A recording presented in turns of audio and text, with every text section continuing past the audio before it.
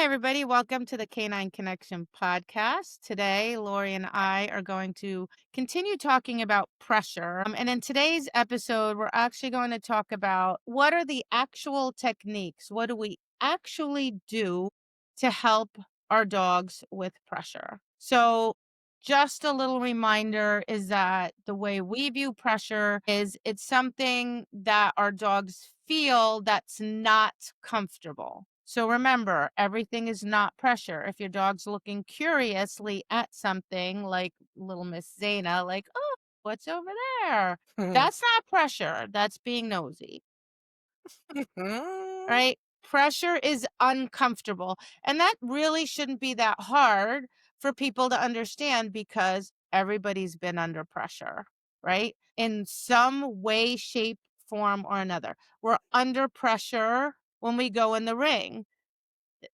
And all people talk about is how uncomfortable they are going in the ring, right? More Totally. under pressure, deadlines, things in life, there's pressure. And pressure is uncomfortable. And it's so uncomfortable that we want to get away from the pressure, just like the dogs do, right? As a matter of fact, there is a thing in mental management because I remember reading about this years ago and I felt this before. And now it's good that I read it because when I feel it, I'm like, don't do that. It actually says that people quite often when they're competing and they're feeling a lot of pressure, they will subconsciously sabotage themselves so Mhm. that they no longer have to feel the pressure. That's how uncomfortable it is, right? Yeah. So Yeah. I think everybody could kind of relate to that, right?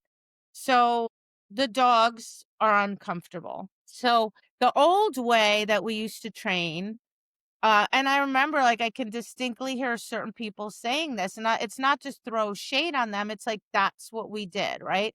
It's like, yes, I know the dog is uncomfortable, but it just has to do it anyway because that's just how it is, right? But for certain Right. dogs like Zeal, he couldn't do it. Like, he was so uncomfortable that he couldn't do it. And that's what happens to many dogs. And second thing for me was, well, does he have to be that uncomfortable? Or can I make him more comfortable or less uncomfortable? Right. So, how do I change his feelings from negative feelings to positive feelings? So, we kind of in the past did this like in with healing. So, for example, you heel towards a wall. So, if you have a young dog, a green dog, and you heel it towards a wall, what's it going to do? Move back, stare at the wall, like, hello, you're running me into the wall, crazy lady. So we do games, right? So we'll like head towards the wall and go, yes, and then reward the dog and get a little closer to the wall and say, yes. And reward the dog and get a little closer. So now the closer you get to the wall, instead of the dog going, oh God, we're running into a wall. This is crazy. The dog's like, any second, you're going to play that game. And I Right. go, yes. And we back away and we reward the dog and we get a little closer. Yes. And we back away and reward. So now the closer the dog gets to the wall, the more animated they get, the more happy they get. I used to teach my dogs like to hit the wall with their feet. Mhm. And I used to like get close to the wall and go, hit that wall. And they'd go, really? I'm like, yes. So the closer we get to the wall, they'd like leap and hit the wall with their front feet. So now it became even more of a game, right? Like run into the wall. So you could have the dog touch it. You could have the dog put their front feet on it. Mhm.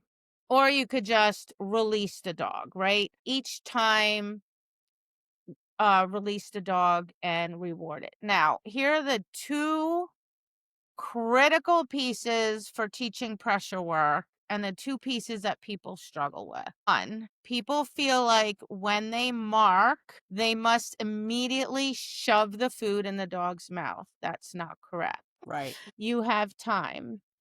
And what's more important to the dog is getting released off the pressure because that's Yeah. what they want more than anything, Yeah. right? So you're really nervous and someone goes, it's okay. here, like, have a piece of food. And you're like, have a piece of food? I'm ready to puke. I just want to get the frig out of here. What are you Right. doing? Right. Right? Like, don't try and shove I mean, I would have to be a super high value piece of food, but I still probably wouldn't want to eat it at that moment. Right. Right. Right. So the dog and a behaviorist once told me that the most valuable reinforcer for the dog is to get released off the pressure. Right. Right. So I where always people Yeah, go go ahead. ahead. Well, I try to use a little bit of an example for my students so they kind of have like that visual. I'm just like, I usually use like that little term of like, it's like, pretend it's like like you're in a pressure cooker. Like what do you want to Mhm. do? You want to release, you want to get out, you want to take that lid off to relieve that feeling, that horrible, like heavy, heavy feeling of that pressure. It's so uncomfortable. So when you talk about, so that's when I'm always trying to explain the biggest, highest reinforcer you can give the dog is to alleviate them getting out of that pressure, is to release them out of that pressure. Right. So Yeah, it's like perfect. taking the lid off. Right. So as soon as we feel, when we see the dog, we're sending them into pressure, or we're having something, like a judge or a friend play judge come in and create the pressure, we release the dog out of there. And I always try to just use that little analogy, that visual, pretend it's like the Yeah, pressure cooker lid. that's perfect. And then you can reward the dog. You can give them a Yeah. cookie, you can give them a toy. Yep. But the biggest mistake people make is they go, yes, they step towards the animal, which now is putting even more pressure on them, Mm-hmm. and they feed them something. And now the Mm-hmm. dog's standing under pressure this whole time. So you're really not only are you probably not even reinforcing the dog, you're almost it can become an aversive, right? You're Right. almost punishing the dog. Like you did it, you look, you're doing well, but your reward is you need to stay under the pressure. Like what?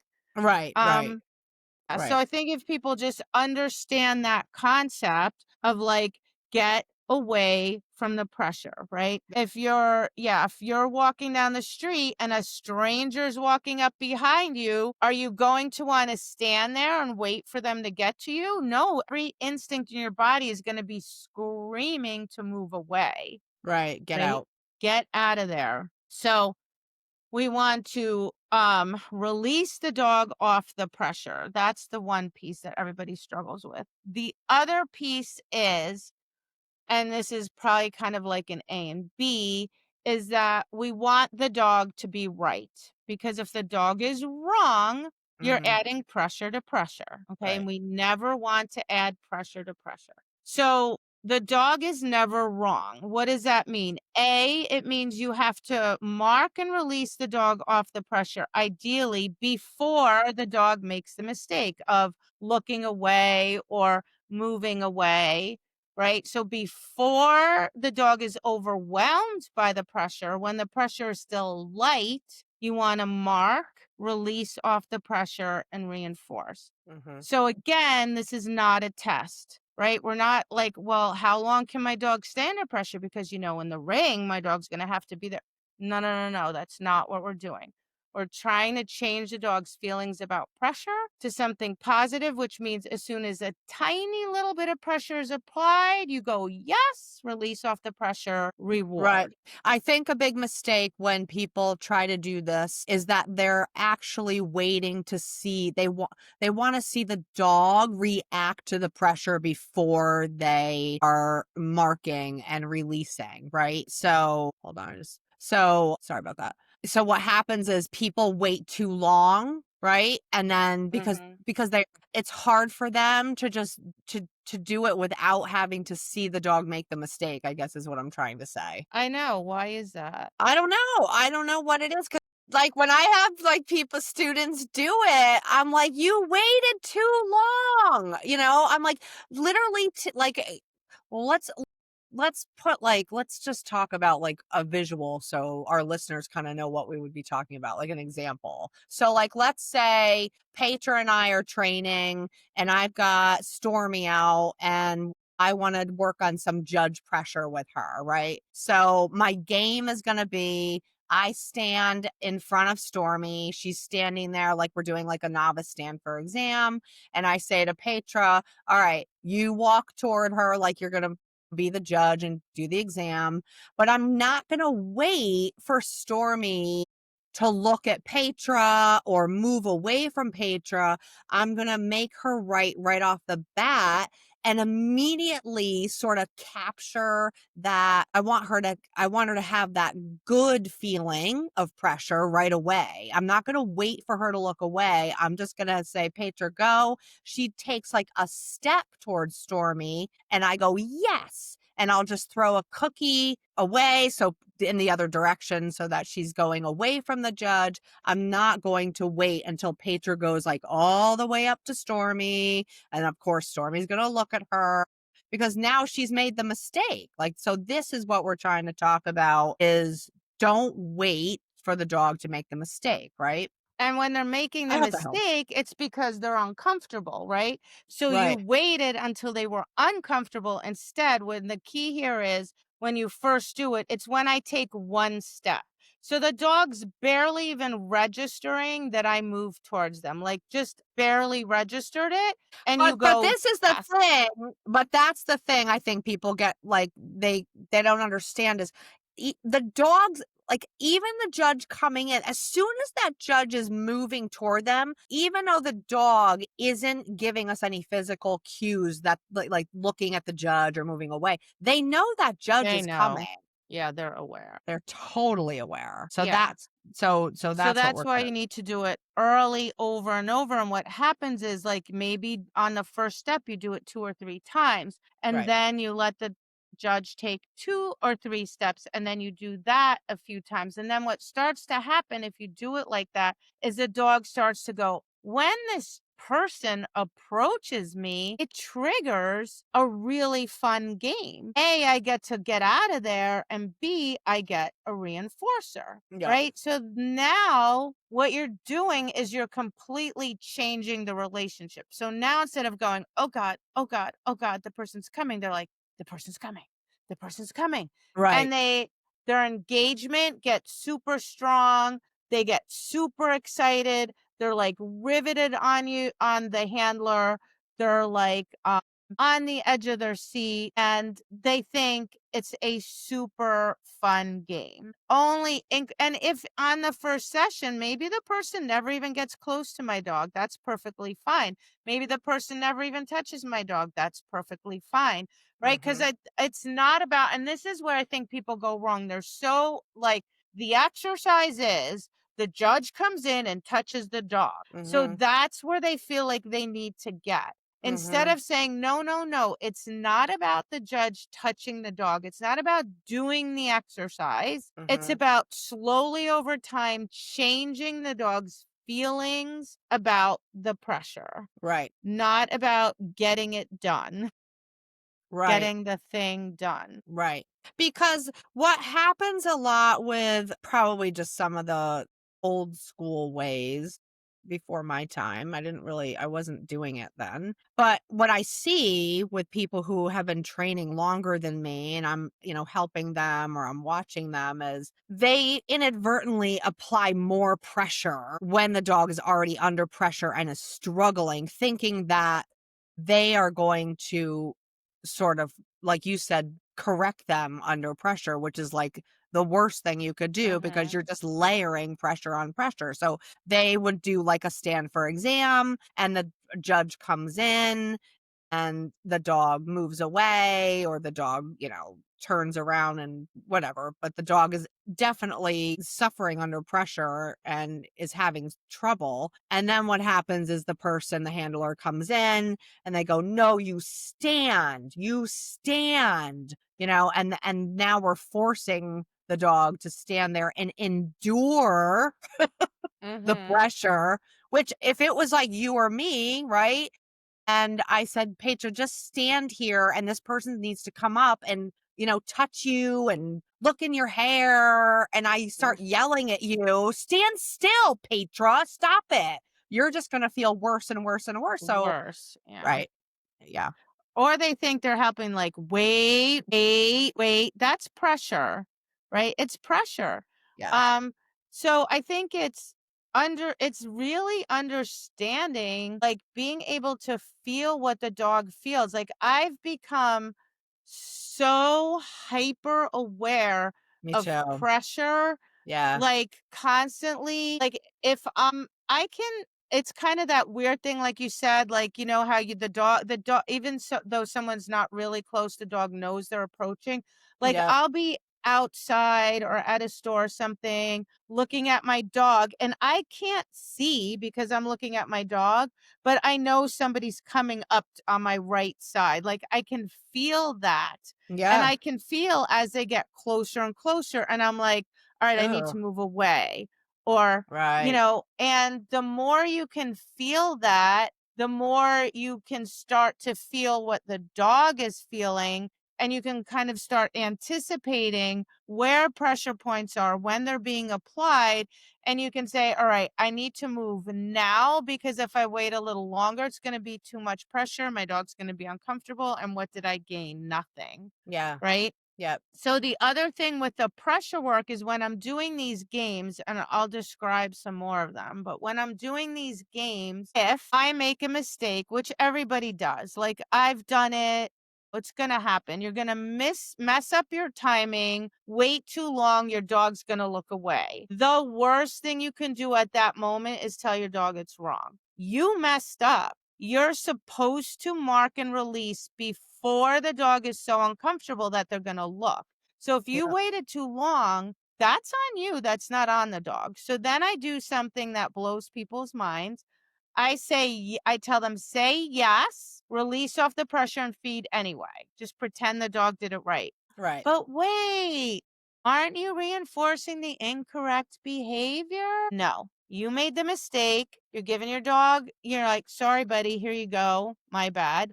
Now, on the next few reps, you better make darn sure you mark, release the dog off the pressure early so Mhm. it can't possibly look away. Right. And no, it does not teach the dog that looking away is what gets, it's just covering for a mistake you made. It's making sure you don't add any negativity to it. And I'm like, just trust me on this. Just, I promise you, it's not going to go awry. Just do that. But then make sure on the next few reps, you mark, release off the pressure early enough so that there's no way your dog's going to look at Yeah. Right. whatever's coming at it, or freeze or get upset or worried or whatever the case. Right. Right. So it's that whole concept of making the dog right. Not worrying if the dog makes a mistake, acknowledging that it's your mistake. Just tell the dog they're right anyway. And then, the next few reps, make sure you're correct. So I guess I kind of call this the pressure off game, right? So it's basically like either the dog is stationary and a person and someone pressure approaches the dog, right? So the only thing that can approach a dog is a human or another animal, right? Right. So the person approaches, you release the dog out of that position, sit or a stand. And you mark, release a dog away from that pressure. So you could toss a cookie, you could say yes, you could toss a cookie, you could turn and throw something, you could turn and the dog can run to you. You can decide how your reinforcement looks. Right. So that would Right. be applicable if, the dog is sitting or standing, person's approaching from the side is the easiest, I think, for most dogs. The front is probably the second most challenging. A person approaching from behind is usually the hardest. Would you agree with that? Yeah, I would. I definitely would. Well, because well, if you ever if you ever do some work with, having someone play judge and coming up and doing some pressure from behind, and when the dog's in front, you can watch their ears. That person's far away, the judge comes up, the dog's ears go flicking back. I immediately know that my dog definitely feels that pressure. It's super hard from behind. Yeah, Definitely. behind is really hard. So what I would do is I always do easiest first. So I work on approaching from one side, then I work on approaching from the other side. And it is Yep. interesting because it'll be easier for them on one side than the other for some weird Yep. reason. Yep. But that's a thing. I don't know why, Yeah. but whatever, Yeah. FYI, so be prepared. One side will be harder than the other. Yep. Then I do approaching from in front, and then by now the dog's starting to understand the game, so that when you start the person approaching from the behind, the dog's like, I know this game. And so it goes a little more quickly and it's a little bit easier for the dog because now you've already done it from other directions. So there's something approaching the dog. Then there's the dog moving towards pressure, right? Which would be the dog moving. So whether it could be running towards pressure, it could be with moving towards pressure with us. So pressure could be a barrier. So we talked about like moving in towards a wall, moving towards a corner, moving towards a ring gate, and then moving into a tight space. Like if you're doing dogs doing a search, like an aisle or a corner, or like agility, like approaching certain obstacles or approaching corners. Dark corners are hard for dogs. Right. Barriers, people, so they could be approaching a person or many people. If there are people like a steward's table or people, spectators. I was like, I couldn't think of the word spectators. Spectators outside the ring, right? So approaching that can be, the dog can feel pressure from that, and the dog can just generally feel pressure from the environment. Now, every dog doesn't feel all these pressures, some do. Right. Some feel pressure from some things, not others. You Right. have to kind of figure that out Yeah. with. Yeah, and you'll notice that, like some dogs don't really care about like judge pressure. Some dogs really care about judge pressure. Like I've got a dog that could care less about barrier pressure. I can literally gates can fall on her. I can run her right into a gate, anything like that. She doesn't care. But other pressures might affect her. So you're going to definitely see what affects your dog differently for sure. Yeah, and you want to work on the easiest pressures first. So moving towards pressure, I basically do the same concept, right? So let's say we're heading towards a barrier, like a wall or a gate, right? Mhm. So you start far away and you're nowhere near it and you just go, yes, step back, right? Move back. So you're drawing the dog away from the pressure. Mhm. Reinforce. Move a little closer. Yes, reinforce. Now, just as Lori just said, during all this, you should be watching your dog like a hawk because your dog is going to tell you ahead of time when the pressure is coming onto their radar. Their Mhm. ears, right, will flick or move in the direction of the pressure. Their eyes might change a little bit. Some dogs, maybe their nose starts twitching a little bit. So watch your dogs for those early signs. If you see an early sign, mark, get the dog off the pressure, reinforce. Because if you Mhm. keep going, you're going to end up going too far. Mhm. Now, again, it's a learning process. You're going to miss some signs. It You're is going a to make learning process, mistakes. and I think we need to say that if you've never done it and you're listening and kind of trying to envision how this would work, we should put a couple videos up Mhm. for this stuff. I think what happens is people don't quite understand, like, we will literally, like, if we're 20 feet from a barrier and we're going to work on this, we will literally heel a step or two toward it. Like, and then we'll mark and release. Like, when we say we do it early, we fucking do it early. Like, it is a step or Like two. really early. It's not halfway. It's not 4 feet. Early is literally like where you're really gonna, like, if you were watching it, you'd be like, wow, you do it that early? Yes. Mhm. Because if you are walking toward a building, you're going to know as soon as you take a step or two, you're heading toward a barrier. And depending on how sensitive your dog is to that pressure, they're going to notice that pretty quick and they're going to react. So that's why we always say pay attention. They're going to tell you with their ears, or they're going to start to slow down, or you're going to notice those things. But we start super super early. Yeah.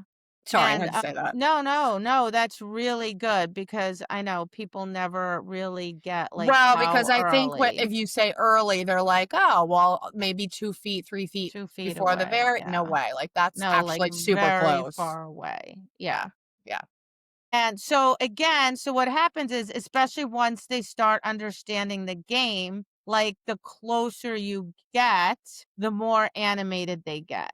Right. Yeah. So Oh, yeah. now so end result, I have a fully trained dog. My dog understands the game. I Mhm. start healing towards people. People actually become a cue to my dog to get happy and animated, and they'll start bouncing, Mhm. like, and driving into me with their eyes like, Mhm. "Come on, Yep. do the release. I know it's coming. Let's go." Well, it's that same engagement piece you talk about, like with the judge when we play judge and the judge starts heading toward and we see more engagement happening as the judge approaches. It's the same thing as when you're heading toward a barrier. If you played the game enough, that's going to just trigger the dog to become more and more animated and more engaged with you for sure. Right. And so now you're getting the complete opposite effect. So instead of the dog having a negative reaction, not only are they having a positive reaction, you're getting like an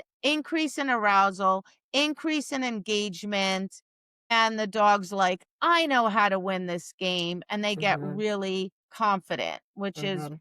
it's really cool to see when that's like fully trained. But that's kind of like your end goal. So if you start like 20 feet away, you do 2 or 3 releases at 20 feet, a few more at 18, a few more at 17 or 16. And now you watch your dog, right? Because some dogs by 15 feet might start to go, oh, this is so I'm going to do a whole bunch at 15 until I Yep. see my dog's face totally relaxed, totally like good. Then I'll go to 13. But if my dog's at 15 and it's like, oh, oh, ma, the building, I'm like, don't worry about it. I'm going to keep staying at 15 Mhm.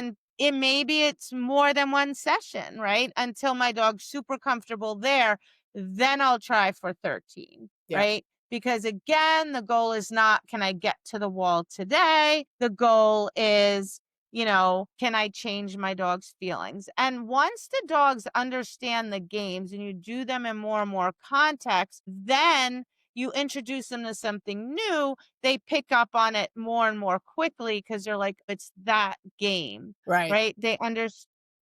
And we apply it the same way, right? So it's the same thing as like releasing them out. So as we're heading toward the barrier, we'll go yes, and then we release backwards to release them out of that pressure, right? Just so everybody Right. can kind of see that Yep. picture. Yeah. Yep, get them out of there. So, so That's what I that always say to my students. I'm get just like, out of get there. out, get them out, get them out, get them out. Or if I'm like reviewing a student video and I'm watching and I'm like going, "Yes, yes, Yes. yes." Like I know, I know, I know. just say yes and get out of there. And then I'm like, "Yeah, so on my first yes, that's when you were supposed to mark and back Right, away." right. I'm like screaming at the Oh, video. yeah, I know. Yes, yes. Well, I do it like I do it live. I'm I like, know I I've gotta done it shut live the too. hell I'm up. I'm like, like marking for them. get out of there. No, you waited too long.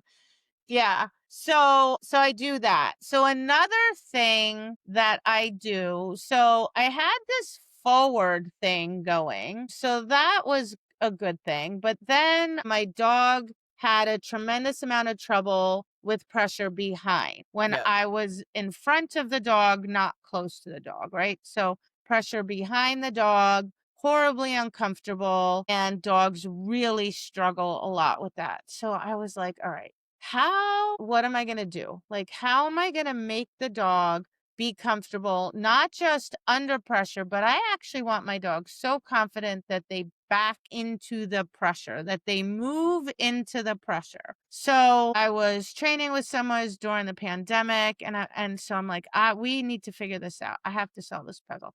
So for conditioning, for like physical therapy, because I did physical therapy on dogs, as body awareness and for certain exercises, we would put a platform behind the dogs and then we would stand in front of the dog and the dog would move backwards until their hind feet were on the target, the yeah. platform. And they found that super, super fun. Like they thought that was the most fun thing in the planet. So anytime I would say legs, which means find the target with your back feet. My dogs will get super happy, like crazy happy. So we're like, okay, what if we put the platform, the target, I use a mat now just because it's easier to carry around, but whatever. What if we use that? Because the dog already has really strong positive feelings associated with the object, the platform or the mat, and Mm. with the activity backing up to it. So, what if we do that? Similar concept. Person stands maybe far, like maybe 10, 15 feet behind the dog, right? I stay close because we're teaching the dog the game. And I put the platform like maybe just 1 to 2 feet behind the dog, not like Mhm. 5 feet, just 1 to 2 feet behind the dog, right? And I would just stand in front of the dog and say to the dog, legs, my dog would back up, put their back feet on the platform. Now they're moving into pressure. Even if the pressure is so far away, they're not really, it's okay. They're moving into the pressure. And the second both back feet are on the platform, yes, toss a cookie forward because now the dog backed onto the platform. Now I'm releasing them off the platform Mhm. forwards. So now I'm doing this game over and over, and the dog's like, oh my God, this is so fun. And then I will incrementally have the person move 14 feet, 13 feet, 12 feet, 11 feet, 10 feet.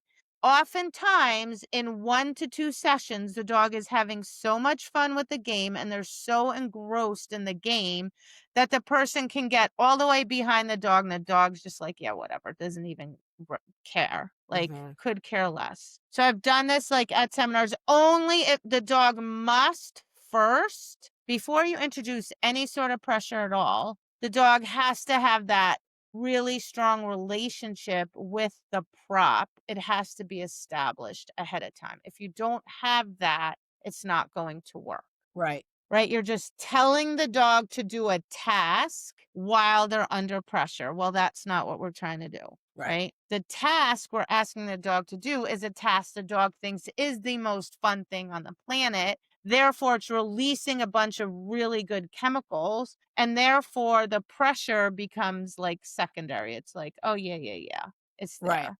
Right. That's when it's going to work.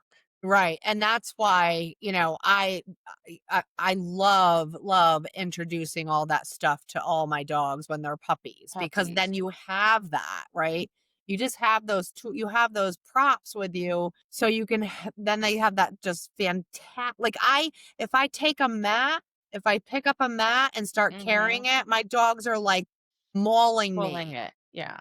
They just want to get on that mat. That's how strong of that relationship they have with that item. So that's when you can, like Petra said, use it for, Yeah, and applying the pressure. don't hang the mat on a ring gate because your Yeah. dog will tear the whole ring down because Yeah. that happens. I'm like, "Oh, yeah, that was not a good idea, just hanging it there. That was not good." Yeah, but so you wanna establish that when they're puppies, but even if you don't have a puppy, if you have an adult dog, you Yeah. just every day, back up to the mat, yes, feed, back up to the mat, yes, feed. So I have the dog back to the mat. I also have the dog run to the mat. Yep. So my dog runs to the mat. I don't care if they sit on it, stand on it. Yep. I just care that they're like some body part is on it, right? So Yep. I'm like, ready, ready, ready, go mat. And my dog runs to the mat. The second it's on it, I go, yes, toss a cookie. And I do that game over and over, day after day, week after week. And I can put the mat further and further. So my dog sees the mat and it's like, let me at it. It races to the mat, gets on the Yep. mat. Yep. So now I have two ways I can use the mat. I can use the mat to have the dog run towards pressure, Mhm. and I can use the mat to have the dog back into pressure. Mhm. Right? So if you want the dog to run towards pressure, let's say it's a person standing there or it's a dark corner that the dog's weird about, Mhm. you take the mat like maybe 15, 20 feet in front of what the dog is afraid, nervous about, uncomfortable about, whatever. Send the dog to the mat. Yes, release the dog off the mat.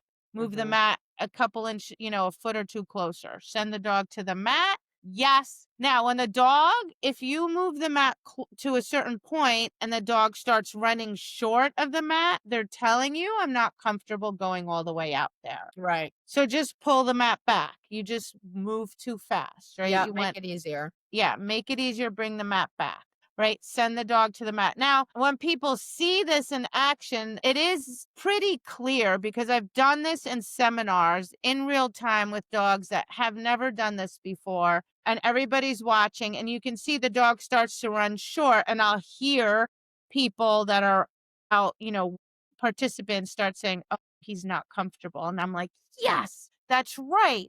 He's not comfortable. Perfect. Yep, You yep, notice that, you understand that. So simplify it, pull the mat closer, right. right? So you can do that with anything that the dog is uncomfortable going away from you, right? So you're not involved, the dog's leaving you.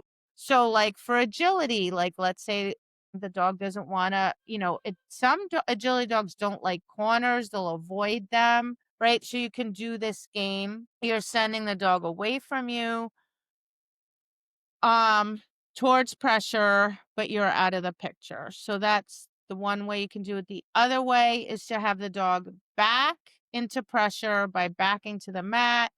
So I do that with barriers because for competition obedience, with like command discrimination, a lot of times they're relatively close to a barrier and they need to Mhm.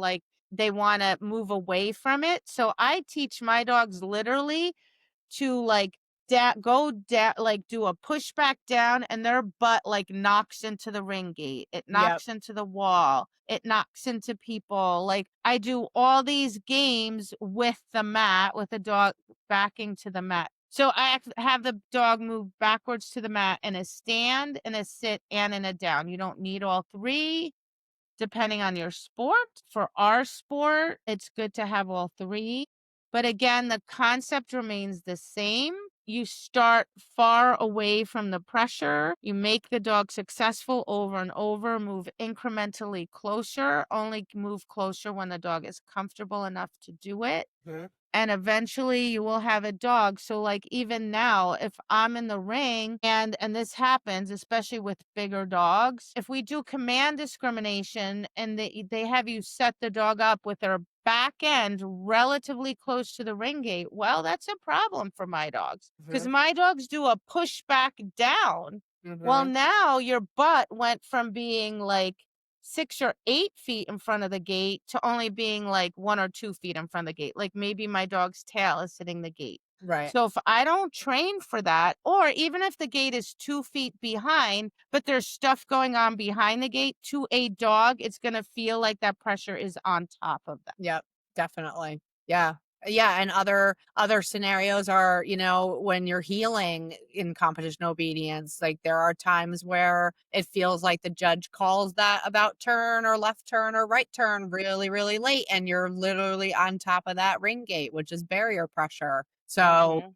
we do tons of training like that where, we're putting the dogs right up to the barriers, playing pressure games off the barrier so that they're totally okay with that feeling of being that close to them for sure. And same thing, like, other examples would be articles. Like we're sending the dogs out to article piles. There's a weird, scary dude or person out there acting as judge. We're sending them into pressure, right? Or go outs. We're sending them into pressure. So even a novice recall, like you could be like to like the steward table or the crowd is behind you and your dog has to recall toward you, which you can be pressure to, and all the stuff behind you. So they're coming toward pressure. So these are all examples of why we do these things to And a apply. super common thing I see in the novice recall is the dogs don't front because they Yeah. haven't practiced the judge walking Coming behind up. them as a dog is running towards you.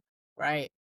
But I also see it, and so, for example, this was interesting. I had a student, it was in my pressure class. She was doing nose work and she was in so you're in a store in an aisle. She was in an aisle in the store, right? And so the dog is a little bit ahead of her, but the aisle is narrow. And there was a person, so it's the handler, then the dog, and then there was an employee doing something. So now the dog has the aisle on each side, on 2 sides, and the employee. So now that's 3 sides. There's only one side open where the handler is, and the handler started to converge on the dog, and the dog was Mhm. like, "I'm out." Yep. Right? So again, this is where we have to be aware of where are all the pressure points Mhm.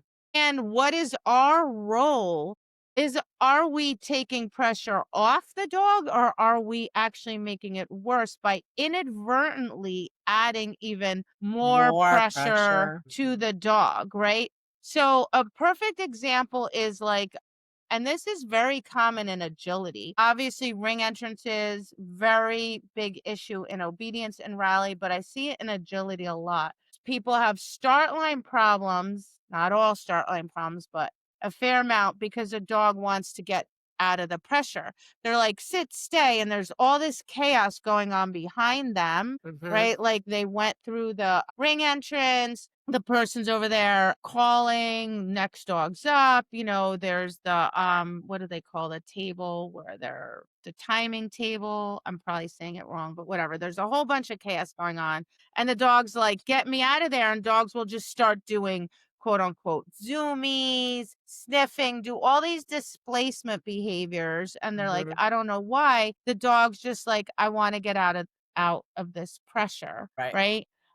So it all has to be trained, but also like what is your impact on that pressure? So I've seen people move into the ring and then set their dog in a way that they're scrunched between the steward's table and the handler and the judge as they're taking the leash off. And I'm like, and the dog's like, ugh, right? Yeah. So I always strategically enter the ring very strategically and turn in a way that my dog is in the least amount of pressure Mhm. while I take the leash off, for Mhm. example, Yep. right? Or when I'm moving from point A to point B, how can I get there in a way that takes some pressure off my dog before I set the dog up for the next exercise? Because as soon as I set them up for an exercise, they're going to be under pressure again. Right.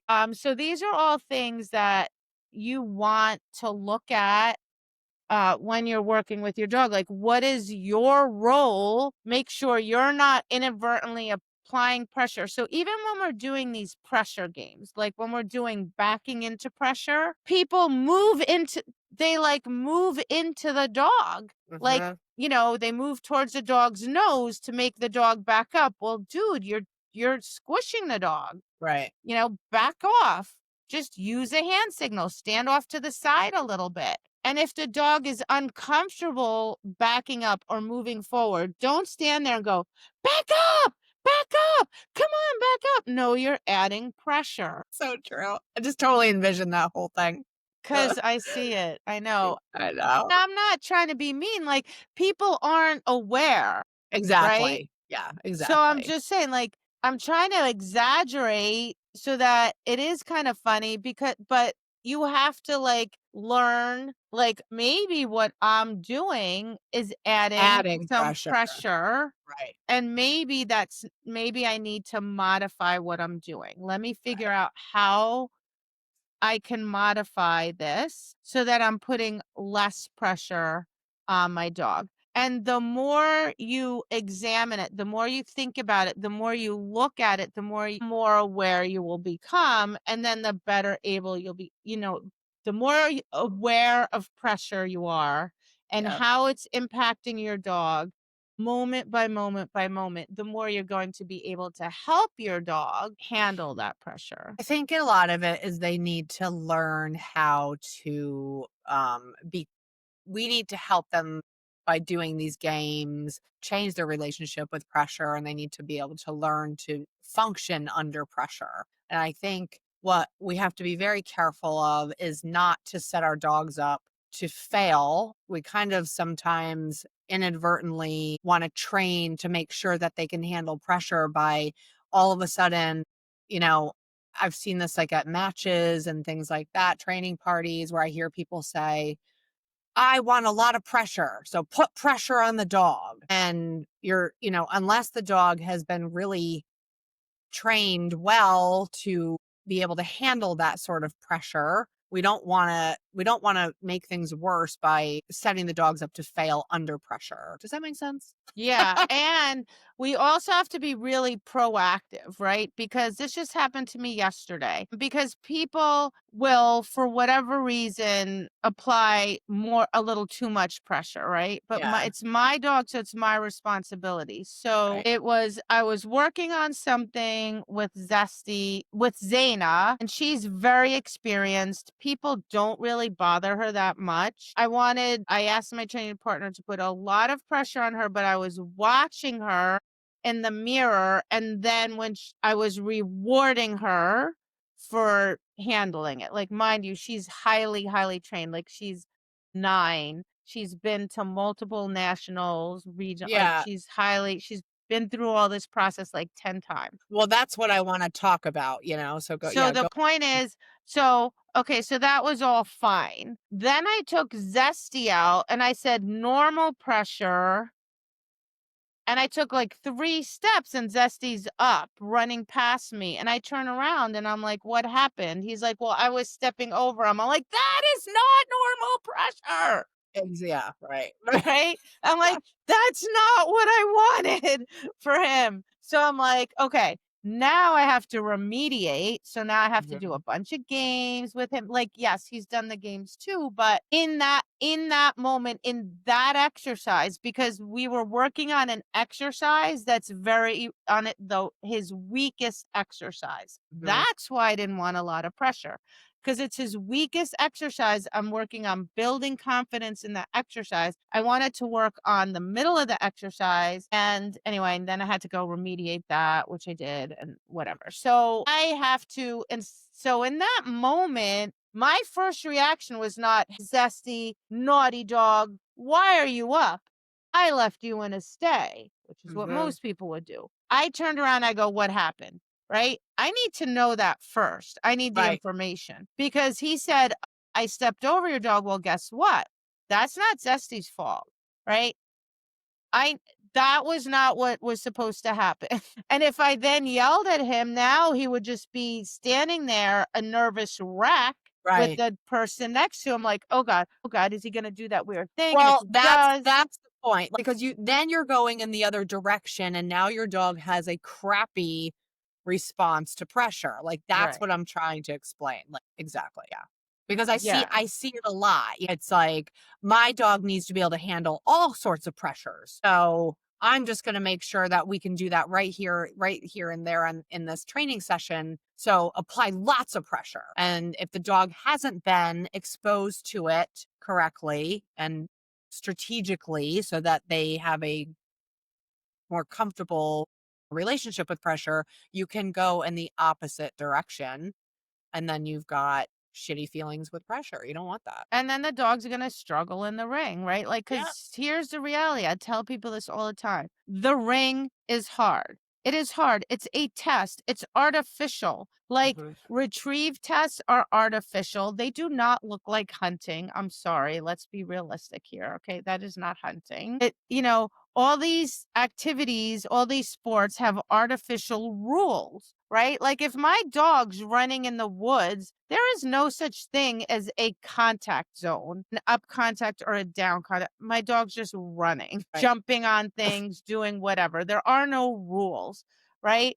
Like, who decided you have to enter the weave poles from the right side? Like, that's arbitrary, right? Mhm. It's random, it's a rule. So it's all artificial. So it's all meant to be challenging. Therefore, it's all going to have some form of pressure there in some way, shape, or form. And we need to teach our dogs how to handle that pressure. But if I teach my dogs how to handle the pressure in a positive way, the way we describe, then when the dog is in the ring and things get really hard, the dog is able to persevere and push Right. through, Right. right? If the dog is like standing there going, oh God, oh God, oh God, guess what? It's just a matter of time before the whole thing, House of Cards, comes crashing down Yeah. because it can't do it. It's too nervous, right? You want a dog that's confident, that or and that knows the game, right? That knows, I know how to win this game. I know how to do this. I know that Mhm. I know what this means and how to win, basically, right? Exactly. Exactly. So and I mean, the games work so insanely well. So like Zeal basically was terrified of everything under the sun. He would flunk command discrimination signals a lot. And so I worked on the mat, backing to the mat for I think it was like 6 or 8 months. So 100% of the time the mat was behind him. The only time it wasn't behind him in the ring. Yeah. And I remember one time, my training partner was standing next to him. I left him on command discrimination. I turned, I gave him the signal to change positions. He changed positions and moved and leaned into my training partner that was acting as judge. That's how extreme he went in the opposite direction.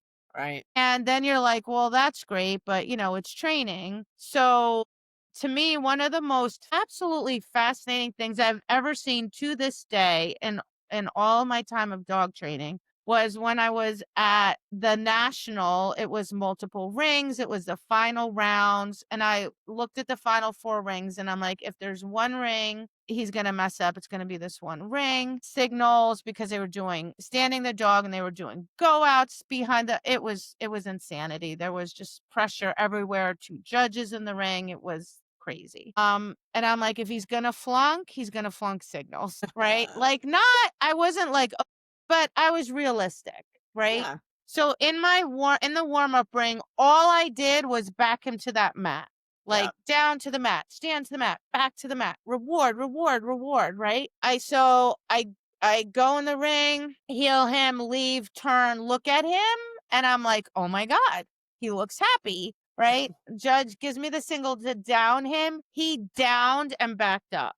Now, yes, one judge took off a point for that. Did I care? I left that ring. I texted my one friend because it was like live streamed. I'm like, "Did you see that? Can you believe that just happened?" I'm like, no one, like, I didn't even know like who to say it to because I'm like, people aren't even gonna understand Right. like Right. Right. what just happened. That in the most intense pressure, after having been in the ring a million times, this dog just went backwards into a massive amount of pressure in competition. Like, the fact that that is even possible, like, to this day is It's mind-boggling. insane. Like, if you knew how Zeal was, Right.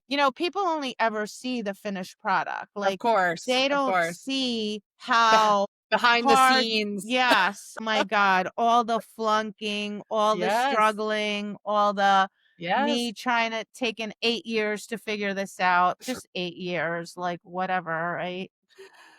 Oh my gosh. I'm It's like, so true. God, to come up with all these games and do them. Yeah, like, so the whole moral of that story is it does work and it will hold It up. does. However, it doesn't work overnight, just like with Right. anything. You Right. have to work on it mindfully and carefully. You have to be diligent with it and you have to keep up with it, right? You Like, I do. do pressure games to this day with Zaina at 9, to this day with Zesty at Yeah.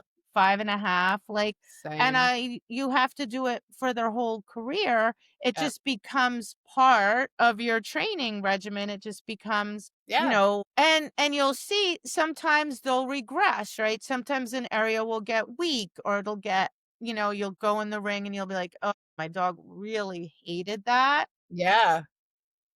Okay, I'm gonna go work on that, for the next couple weeks. Right. Really, help my dog through that. Yeah. Yeah. Well, where you're able to see when they have weaknesses in that, then you can just have that fallback of having those tools to be able to go back to and and kind of rebuild. Oh, you want to just rebuild that so they Yeah. strengthen up again, which is nice. Like that's where the mat lives in my car. I've got mats, In my car, it's in yeah. my car, And they're 20. easy. You just drag them in with you or wherever. Really nice. Really good. Yeah, and if your dog has a really strong I forget who I was training with and we didn't have him, and I'm like, "Here, just use my jacket." Yeah, Like, I've and it done that worked, too. like, or Yeah. just do, whatever. Here's a dog bed, just use that. So the thing is too, like you can be creative, right? Like actually, so in one of my seminars, Mary did this. So her dog was uncomfortable setting up in heel position for some reason. We don't know why. It doesn't matter, right? And then we were doing pressure work, and then she goes, "Huh, can I use the mat in heel position?" I'm like, "I guess so. Try it. I don't know." Yeah. Right. And she did it. She put the mat there next to her and then said to the dog, "Get into heel position, but on the mat." And the dog loved it and it worked great. So that was totally her idea. Like, Right. I didn't think of that. She thought of that.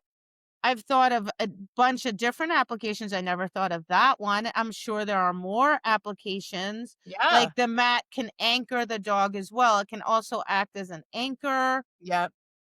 So if you follow the concepts of release the dog off the pressure, don't add pressure to pressure, start with the pressure very far away, move incrementally closer, read your dog, and then that the concept is you're changing the dog's relationship to pressure. If you take the foundation, for lack of whatever, the basic games, right?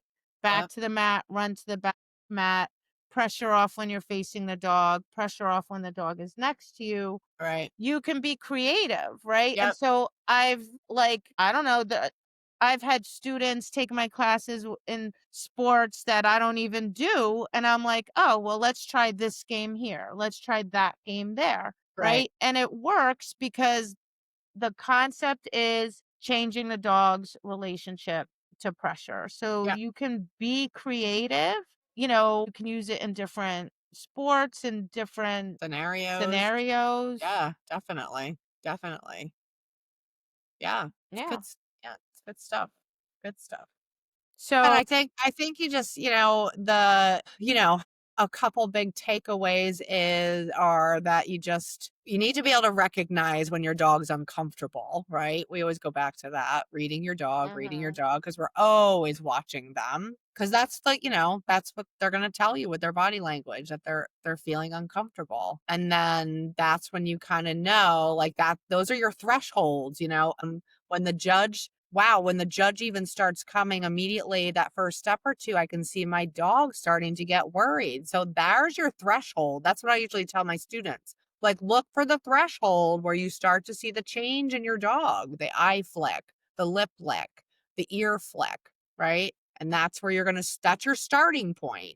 Or before that, even is where you're going to start playing Yes. games. Because people get caught up in like mechanics, like okay, they Hmm. get caught up in like this is the game. I say yes, release, and they forget to actually watch the dog. Right. Like they get caught up in the mechanics. Of doing Like it. okay, person starts 20 feet away. Now come closer, come closer, come closer, and they forget that they're supposed to be reading the dog in that Right. process. Right. Right? And then the dog looks away and then they're like, "Well, what Yeah. the heck? Why It's did the too dog late. look away?" Because you missed the signs before the dog looked away saying, "Hey, I'm starting to get uncomfortable here." Yeah. So again, because all we ever talk about is videotape, right? Mhm. Yeah. But, videotape will help you with that because, yeah, I get it, right? Like, releasing off pressure initially requires thought, right? Doing the mechanics of everything requires thought, and your Mhm. brain can only handle so much information at the same time, at Mhm. one time. Mhm. So, you may be doing the mechanics and not able in that moment to also read the dog because 'cause you're tapped out. But the Mhm. video will show you, and then that gives you really good feedback. And then as you get more proficient with the mechanics, you'll be able to have enough extra brain space available to also read the dog. But that video is going to help you tremendously. Like, I can't tell you how Yep. many times my students are like, well, I thought I was my timing was good. And then I looked at the video and I'm like, whoopsie. And I'm like, it's okay. This isn't about, oh, I didn't do it well. This is about, I see where I can do better. Right. Right. And if you don't have that feedback, then you're not aware and then you're not going to get better. Right. Right. And then you're gonna stop doing it. Don't stop doing it. Don't stop doing it. Yeah. And like, if you have people you can do it with, you can help each other. That's even better. But if either way, I still think videotape is really good. You can slow mo it. Yep. I do that on my feedback a lot. They're like, because I don't know, I've been doing this so long, I can see it really quickly. But if they're like, I can see that the student didn't see it, I slow mo it, and I go, see right Yep.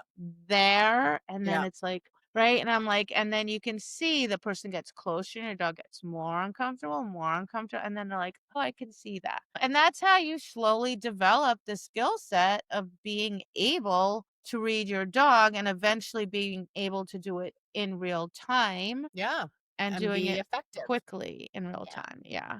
And being effective. Yeah. All I can say is the stuff works. You just have to just give it a try, do it consistently. Yep. Yep.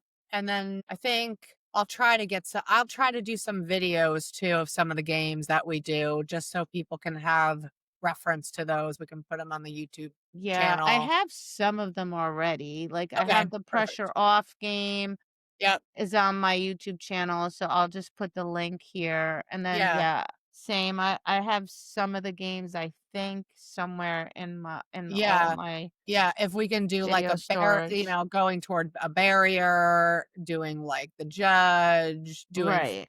stuff from behind and sides, just so people can kind of have a visual if they've never seen it.